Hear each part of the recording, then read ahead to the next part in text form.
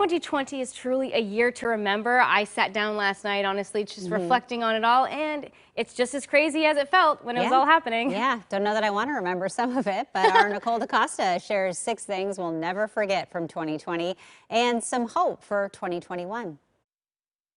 It's been a once-in-a-lifetime year. Things just felt, well, off. For most of us, we've never spent so much time alone, worried so much about lost income and the health of friends and family members, or had to cancel so many plans. Suiting up with a face mask just to leave the house was also new. 2020 brought collective experiences that the whole world faced together in real time. But our personal memories are far closer than a 6-foot distance. The coronavirus pandemic changed our world. Despite its physical and economic toll, COVID-19, as we learned it's called, changed just about everything in every industry. We stocked up on food and supplies, sheltered in our homes, canceled plans, and some of us lost loved ones. To date, more than 81 million people worldwide have had it.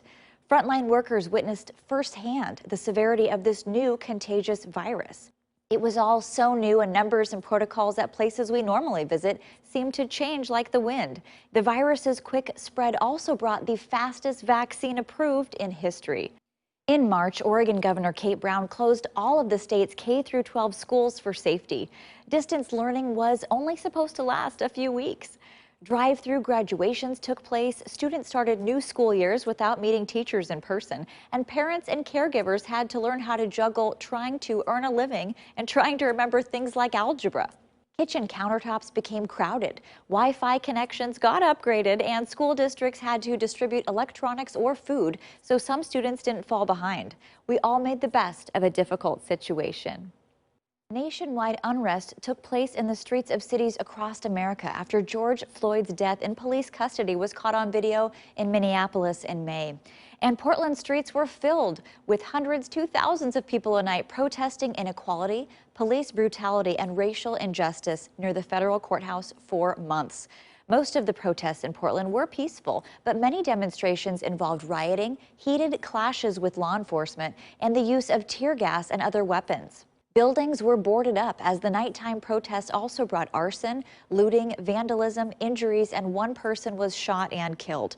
By July, the federal government sent law enforcement officers to Portland to protect federal property, and Governor Kate Brown called it an abuse of power. The streets of Portland got attention for being a place to come together and have all voices heard.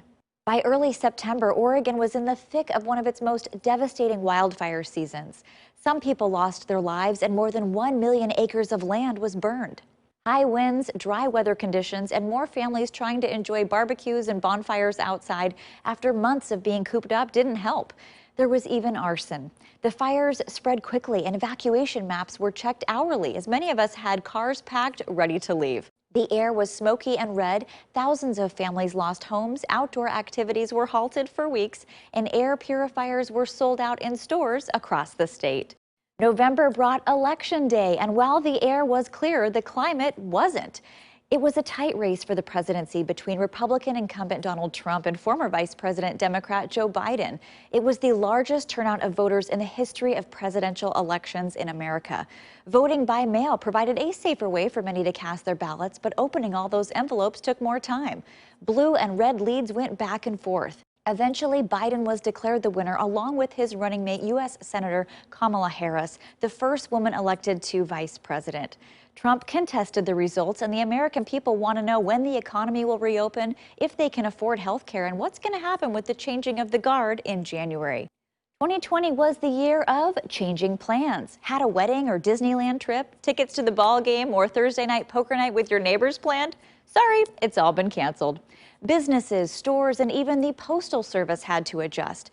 Airports were empty. Dots 6 feet apart appeared like a never-ending game of Twister across all towns. We shopped using curbside pickup, set up home gyms in the garage, and caught up over Zoom calls just to see people's faces. We learned that toilet paper might be more valuable than gold, and while restaurants were closed, many of us tried out new recipes at home. Some of us set goals to be healthier and control what we could control. So what will you always remember from this year? For every disappointment, there were some silver linings. Many of us caught up with overdue projects, touched base with people we should have earlier, and otherwise set new goals and intentions. Let's remember our resilience, the strength of the human spirit, the things we missed, and the unexpected things we gained. For KOIN News, I'm Nicole DeCosta. Happy New Year, and go find your fun in 2021. I think we all need that.